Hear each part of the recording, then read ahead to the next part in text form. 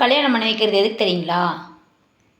கணவர் மை சந்தோஷம் வாழணும், நல்லா வாழ்க்கை வாழணும், சந்தோஷமாக குழந்தைகளை பெற்றுக்கணும். அந்த குழந்தைகள் நல்லா ஓத வச்சு படிக்க வச்சு நல்லா ஆளாக்கி அவங்க நல்ல உஸ்தாபியாவோ நல்ல ஒரு அஜர்த்தாவோ ஓத வச்சு படிக்க வைக்கிறதா ஒரு பெத்த தாய் தகப்பனோட கடமை ஒன்று.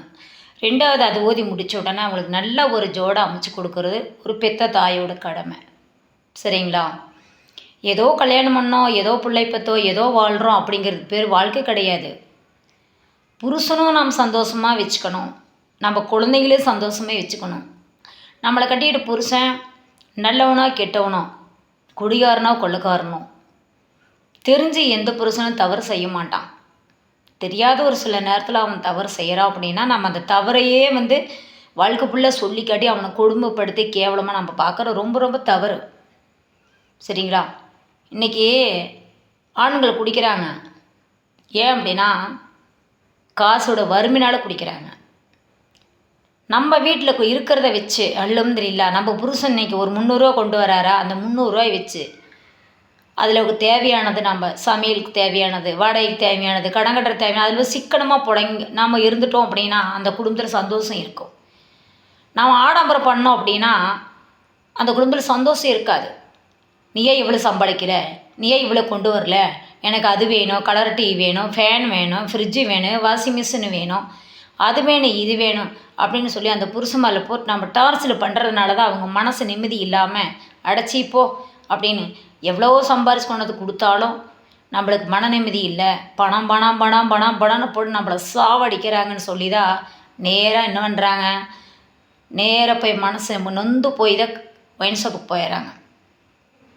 நம்ம ஆண்களையும் நம்ம தப்பு சொல்லக்கூடாது. ஏன்னா நம்ம பொம்பளைங்க நம்ம கரெக்டாக இருந்துட்டோம் அப்படின்னா ஆண்களும் கரெக்டாக இருப்பாங்க. நாம் சும்மா பணம் பணம் பணம்னு போட்டு பெரட்டை எடுத்தோம்னா அந்த ஆம்பளை என்ன செய்வான், எங்கே போய் சாப்பிட்றான், அவனால் முடிஞ்சதுன்னா சம்பாரித்து கொடுக்க முடியும். அதை வச்சு தான் பொம்பளைங்க அல்ஹம்துலில்லாஹ்னு குடும்பம் நடத்தி பழகிக்கணும்.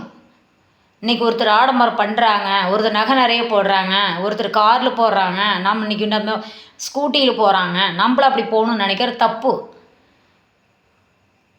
ஆணும் பொண்ணு 2 உழைச்சா மட்டும்தான் நாம் நினச்ச வாழ்க்கை வாழ முடியும்.